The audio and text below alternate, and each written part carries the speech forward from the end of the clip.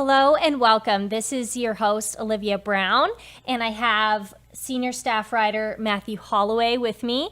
And we also have a very special guest today, the Faith and Freedom Coalition Executive Director, Timothy Head. Thanks for joining us, Timothy.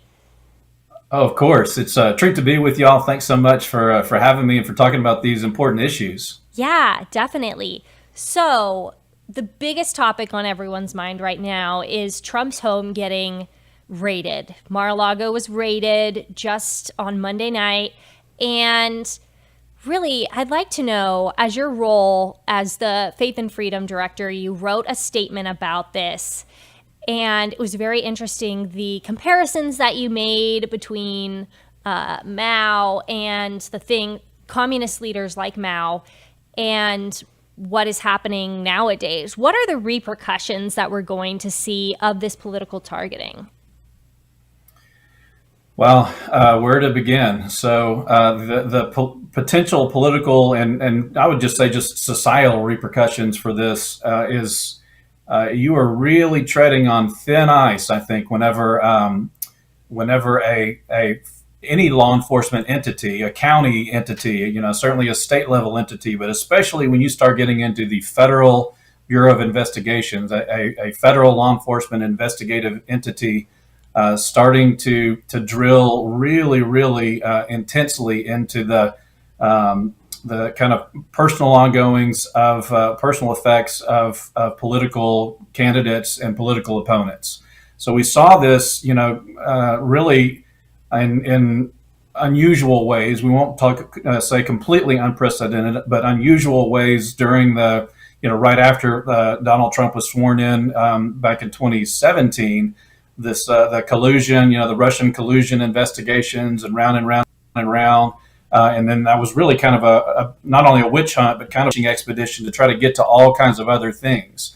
Well, I suspect that that's part of what's going on here is they're trying to get to his personal effects to see what else they can kind of find, on their way to investigating, January 6th, for instance. They may find a detour somewhere that, that kind of leads them down another corridor. But it's incredibly dangerous societally as well as politically, because this is unfortunately what totalitarian regimes have done really for hundreds of years, but especially in the last couple of hundred years, as we've seen in Chinese scenarios and in Russian scenarios and in Cuban scenarios, Venezuelan scenarios.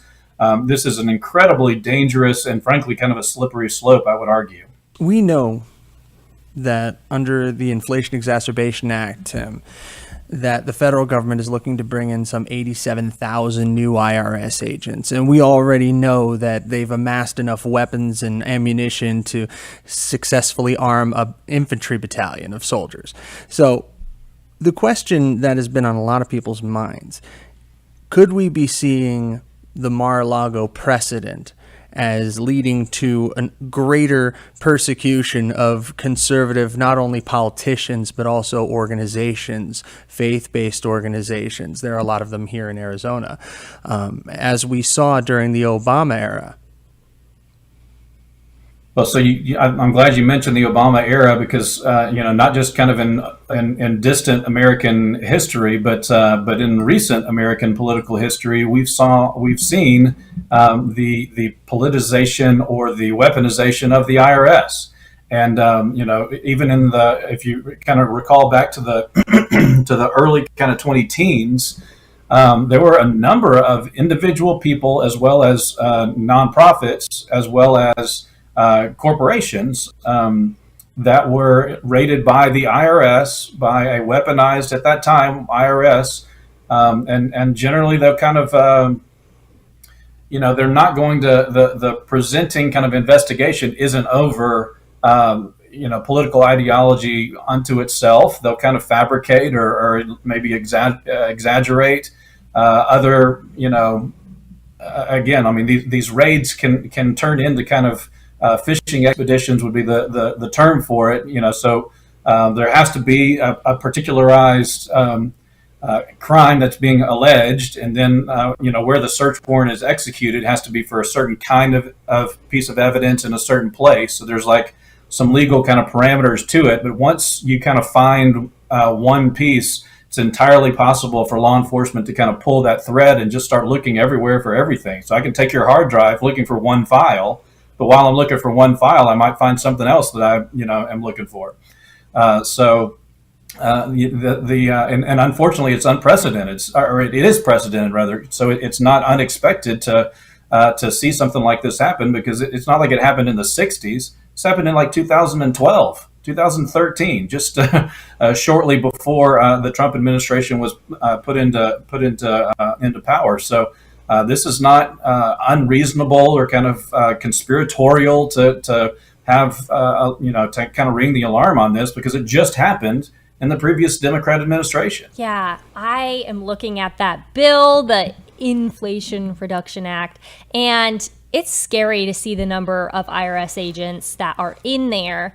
My other thought that is scary as well is, are religious freedoms going to at one point be taken away? Because any raid makes me think of Bibles being raided from the homes of Chinese people and in other countries as well. Do you think that Christians could at one point get targeted to the point that they are having their homes searched?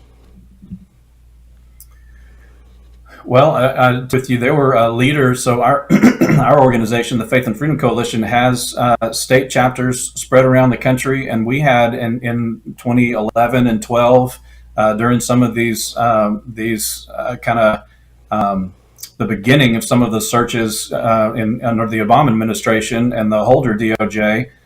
We had people that were their homes were barged into in the middle of the night. I'm talking about like literally at midnight. And then they took their personal laptops as well as, corporates. These people ran a Faith and Freedom Coalition chapter, but also, ran a small company, a privately held family business. And assets were seized.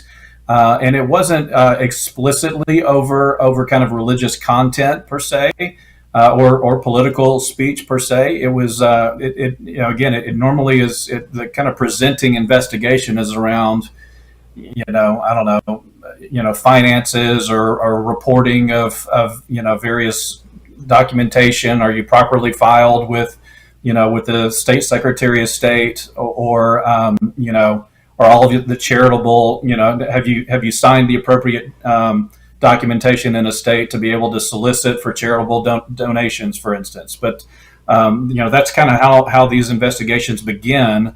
But it's very easy for that also to kind of snowball into speech-related issues.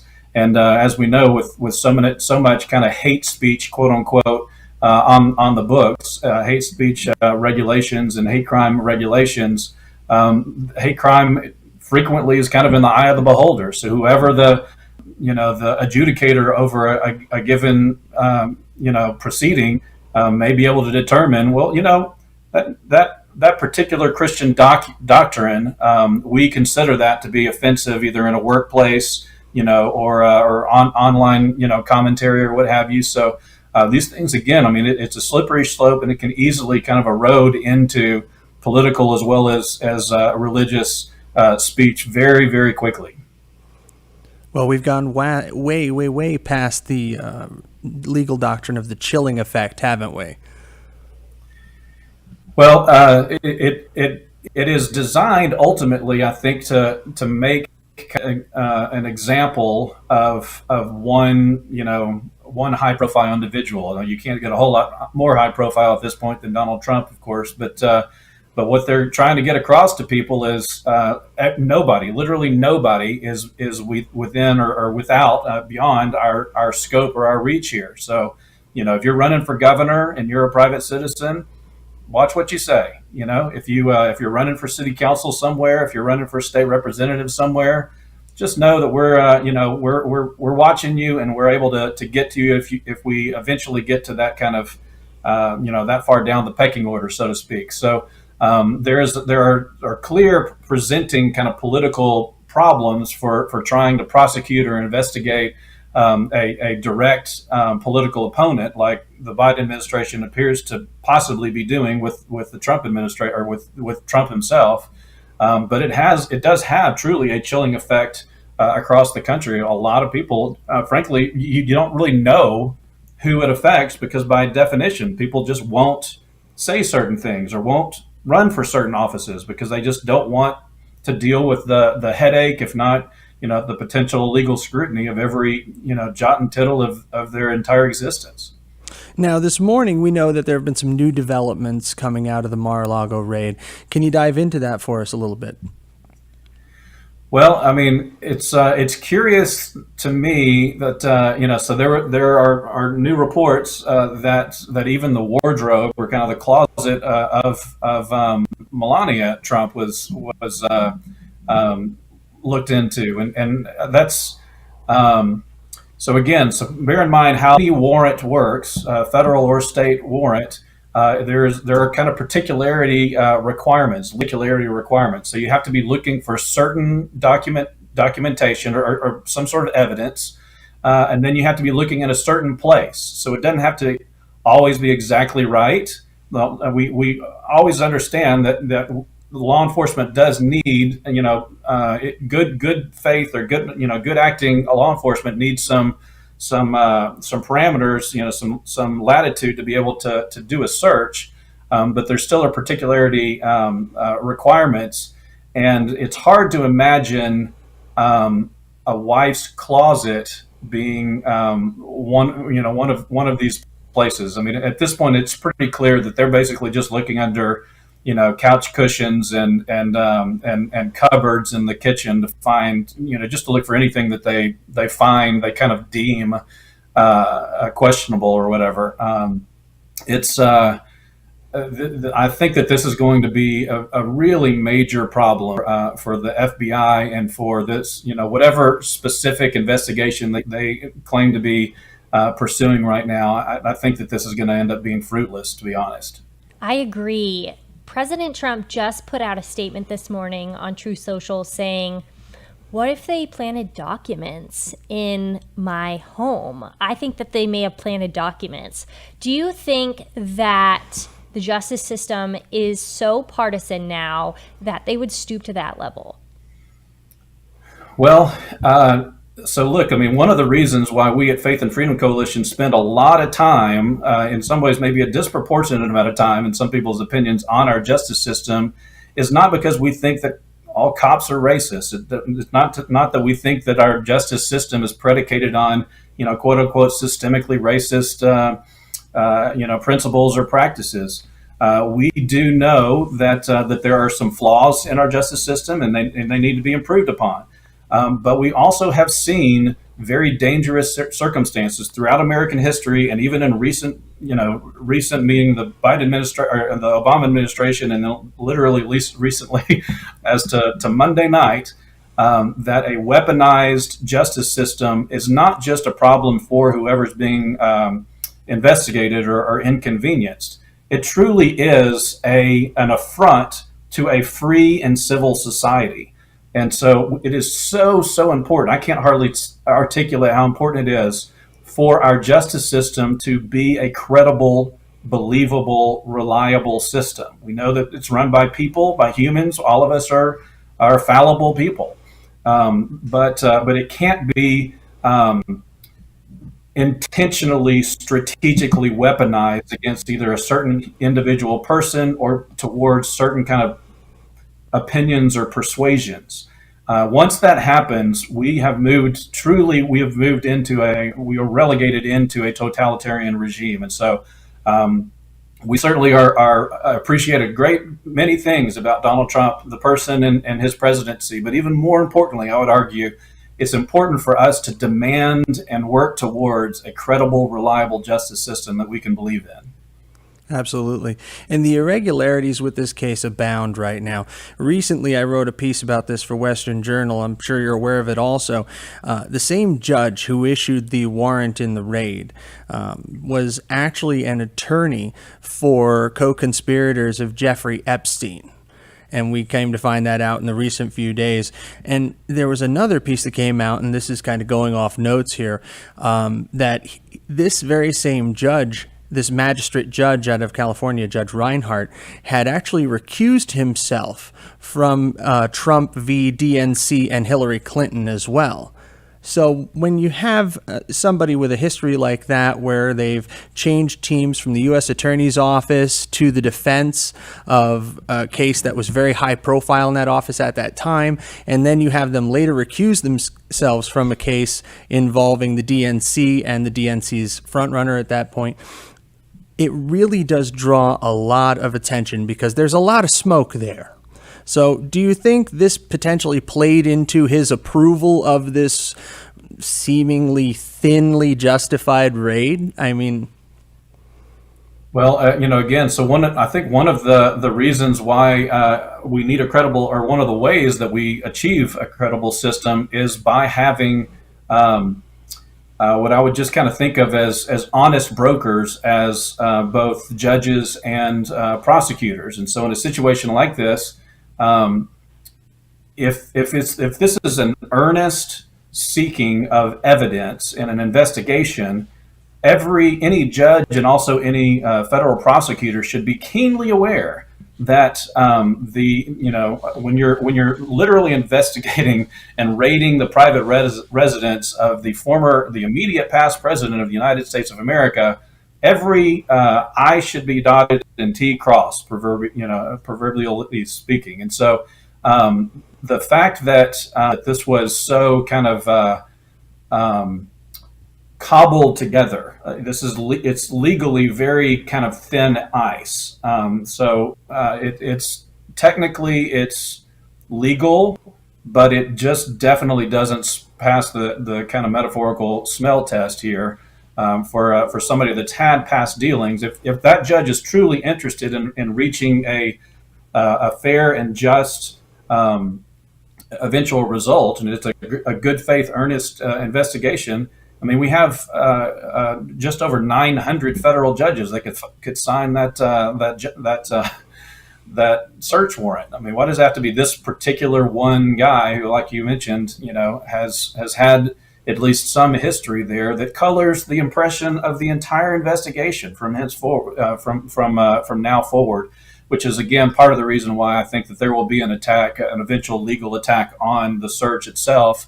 If the search is found to be dubious, any evidence, will be considered fruit of a questionable and ultimately poisonous tree. So I think that's part of the reason why I actually don't consider this to have lasting legal teeth, because it just is very shakily and I would say kind of sloppily put together, and even from which judge signed the warrant in the first place.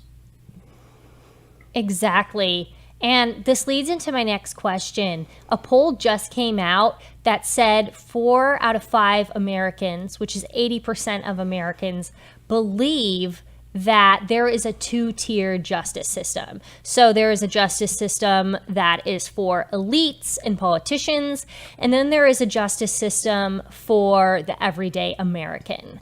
So how do you think this belief from Americans is going to play out into the 22 midterms and beyond to 2024?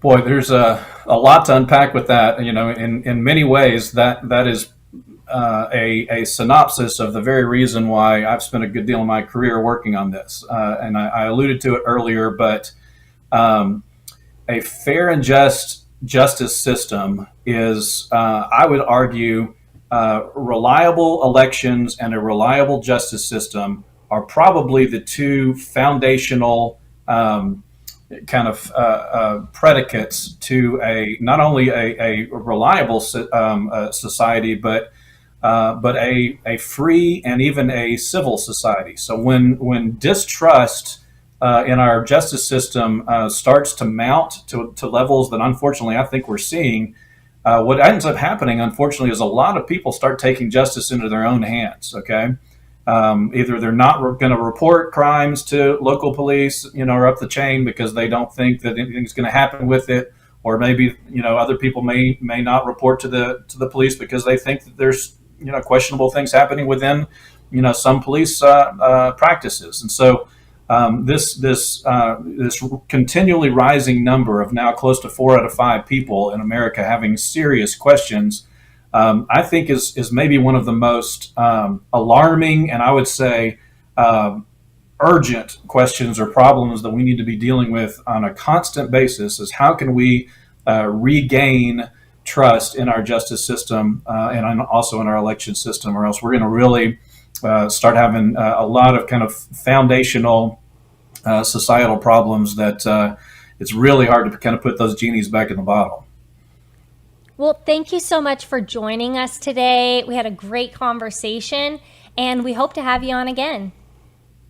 I thank you so much, Matthew and Olivia, for spending time with me, and again, for talking about these really important issues. God bless. Wow, Olivia, the FBI raid on Mar-a-Lago is chilling, but at any other time in American history, this would be absolutely unthinkable, except there's one that I can think of. Really? Which one? Yeah, you have to go back over a century, and that's kind of a problem for us because most federal agencies, their existence is only about a century, but you go all the way back. You go back like 240 years. And the closest thing that I can think of to what we've seen at Mar-a-Lago is the dozen or so signers of the Declaration of Independence whose homes were ransacked by the British and colonial authorities after they signed the Declaration. I never knew that. Yeah. 12 out of the 56 signers, their homes were broken into, pillaged, families left destitute. I mean, it's a bit of a hyperbole here because nobody's burning down Mar-a-Lago, obviously, but that's the last time we saw this type of governmental power employed against American political leaders by their own, at that point, ostensible government.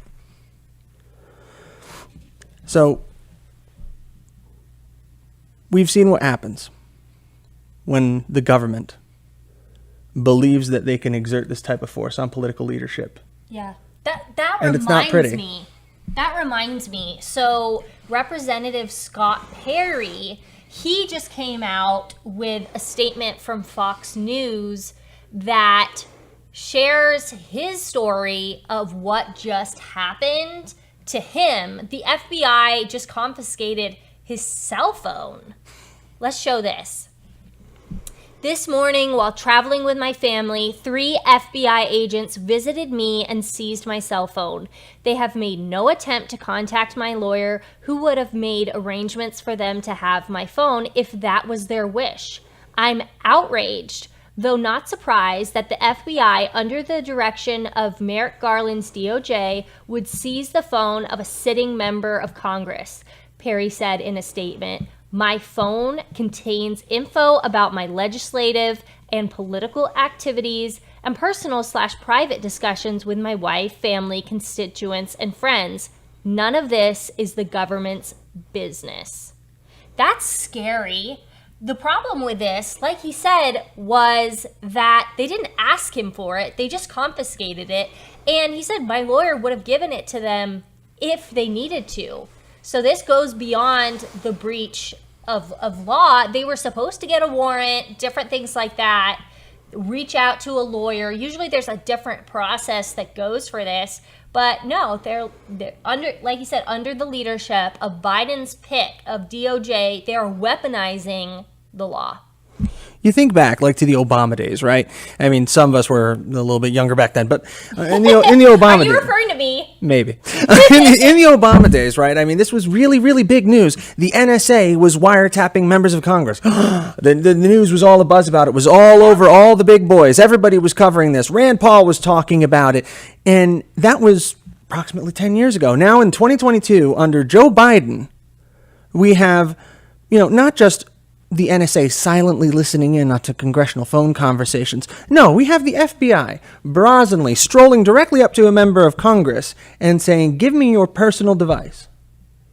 Think about the difference between that. I mean, think about the utter difference it is in how brazen and bold they've become. That they can just walk up to a sitting member of Congress and do this. It's outrageous. It would have been unheard of in prior days. There would have been hearings forever because this is at the end of the January 6th hearings. At least as long, if not longer, and probably more substantive. A hearing about my left shoe would be more substantive. But this is a constitutional crisis Yes. Because you have the DOJ, which is a subset of the executive branch, taking private documentation, because let's face it, everybody's private documents, they're not sitting in a file cabinet in your office anymore. They're not, pull mine out. They're right here. This is your private documentation. This is everything that you do on a daily basis. That's your calendar, that's your emails, that's everything for most Americans these days. So they have seized private documents from a sitting member of Congress that contain the business of the legislature. This is the executive branch imposing itself upon the legislative branch.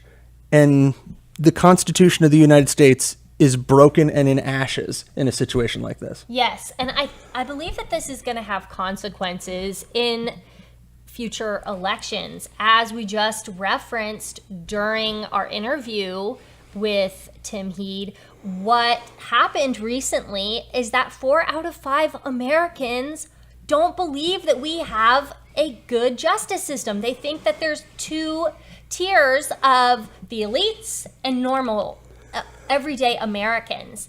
And I do think that this is going to reflect in the elections. And some other people believe that as well. There's going to be lots of consequences from Trump's Mar-a-Lago raid, including Lindsey Graham had a statement about it, and surprisingly, Andrew Yang. So he said if they raided his home to find classified documents he took from the White House, one legal expert noted, he will be a re-elected president in 2024, hands down. It will prove to be the greatest law enforcement mistake in history. He believes this because he's a Democrat, of course. He was like, this is going to be the biggest thing because this is going to re-elect President Trump, because everybody's like, this is so corrupt. Do you think that this is going to impact the elections as well? Well, it's going to impact the elections in a number of ways. I mean, prior to this event, you had a couple of different scenarios that could have played out, and President Trump was keeping, his powder dry and playing things close, as he has a tendency to do. He hasn't formally announced a run for President of the United States because that brings a lot of Federal Elections Commission baggage with it, and it limits his options. There was a lot of speculation that he might throw in behind Governor Ron DeSantis in a presidential run. But when you have a situation like this occur, you have effectively forced his hand. Because if he was thinking about not running before, he's running now. 100% he's running. He's running now, just because of the sheer nerve that this government and that the left has shown to bring the fight directly to his doorstep. And, I can't imagine a way they've made this any more personal. I mean, they decided to tear through his wife's wardrobe. Yeah. What were they going to check next? His sock drawer? They probably did check his sock drawer. I mean, are you going to look in the bottom of the swimming pool for these documents? I mean, it's an absolutely unbelievable state of Did you see the actual, this is a little while back, this is a little tangent, of White House staff accusing Trump of putting documents in the toilet. In the toilet. I'm like, what? And it was complete with the writing in Sharpie, because they had to make it look good, right? Because apparently all he writes in is Sharpie, which I don't believe for a second. I think he how do we probably even know likes to that's sign handwriting? How can you determine handwriting in Sharpie? In a toilet. In a toilet. And why did it not bleed? I would think that the water would make it bleed. Sharpie, I'm very confused with that aspect of it. That whole thing, Tim, when he was on, he mentioned things not passing the sniff test. And forgive the pun, but what they left in the toilet did not pass the sniff test at all. It did not. That's the worst kind of toilet humor you're going to get from me, I promise. Yeah, I do believe that this is going to have a lot of repercussions in 2022, in 2024. We can see that Trump's impact on the 2022 elections has been very clear, since in Wisconsin, his pick just won. It was a very narrow race between Rebecca Kleefisch and Tim Michels. And it was interesting because you can see here that in this poll by Emerson College, that she had a 41% and he had a 39%. And so she was polling ahead and looked like she was going to be doing much better. And it was very surprising to see this. And there was other polls that even put them at a 0.4 difference with Michael's. That is so incredibly close. I was talking to someone actually from Wisconsin this morning, another staffer, another reporter in here, and she said, my family's from Wisconsin. I was surprised to see this win because specifically Clayfish was also endorsed by Ted Cruz, who is seen as more of a freedom fighter by conservatives. So it was interesting to see that Ted Cruz opposed Trump's pick in this, but Trump eventually won out. He did do a rally for Michael's recently, but it's interesting to see how even Ted Cruz somehow made his way into this. And Clayfish was also endorsed by Mike Pence. That's a similar story that we saw in Arizona with Carrie Lake versus Karen Taylor Robeson. Karen Taylor Robeson was endorsed by Mike Pence, and Carrie Lake was endorsed by President Trump. And Carrie Lake won by earlier a thin advantage, but later on, as more ballots came in, she won a larger amount. I think it was 5-6%, something like that. Yes. It's really interesting, and a lot of people have pointed to this as a systemic weakness in the Republican Party and among conservatives, but I disagree. I see it as a strength. I see the primaries as the crucible through which conservatism and the Republican mandate is forged. I mean, you have a perfect example here. You have two very, very popular conservative icons in President Trump and in Senator Ted Cruz. And I'm one of those people where even back in the 2016 days, I was not initially on the Trump train, so to speak. I backed Ted Cruz for much of the 2016 race. And then seeing the writing on the wall, I decided to take a closer look at President Trump. A lot of people did do that. It's very true. And, I've sat here and I've said, Ted Cruz, I think he would make a decent president. Yeah, but, I think he might be better on the Supreme Court or as Attorney General. But I digress. But you see, with every single one of these races where we have a competing doctrinal approach, you have the Pence endorsement versus the Trump endorsement, you have the Cruz endorsement versus the Trump endorsement. President Trump is systematically coming out on top. Yeah. But this tells our leadership in the Republican Party and tells the American people, conversely, this allows us to forge what is most important to as many of us as possible, as opposed to the Democrat uniparty, where the primary system there is very, very Byzantine. It's very, very much directed by these super delegates that, if you think back, they're the ones that pretty much ended Bernie Sanders' presidential ambitions, were these super delegates, and the fact of the DNC being a wholly owned subsidiary of elect Hillary. Yeah. Well, you've seen a lot of Democrats, more progressive Democrats, that voted for Bernie Sanders and are voting for more progressive candidates now, are angry with the more moderate Democrat Party, which is why they have more and more shifted to the very, very progressive, extreme far left to appease those people. But when it comes down to it, I think that they are going to push for those more moderates so that they can win, because winning is their ultimate goal. With this, they will do anything to win. And I think conversely, there's been a lot of scandal, a lot of hay made about the Democratic Governors Association making donations to further right conservatives in the races. And this has been a tactic that has worked for them successfully in the past. But I believe it was, I can't recall precisely what Democrat senator had said it, that it worked very successfully in the past, but it's becoming dangerous now because the Republican Party is not the Republican Party of the 1990s any longer. They are, throwing their money behind these populist America First candidates, and it's blowing up directly in their faces when these people not only wind up winning their primaries and still having more money in their war chest at the end of the day. Yes. And then go into the general election strong and wind up taking the seat. So we are going to have more great interviews like the one we just had today with Timothy Head. And make sure that you are joining us every Monday, Wednesday, and Thursday. We appreciate your support. And also make sure to follow our social media. We've really been trying to boost viewership that way. And so please add a like, share, save. We appreciate your support and hope you tune in next time.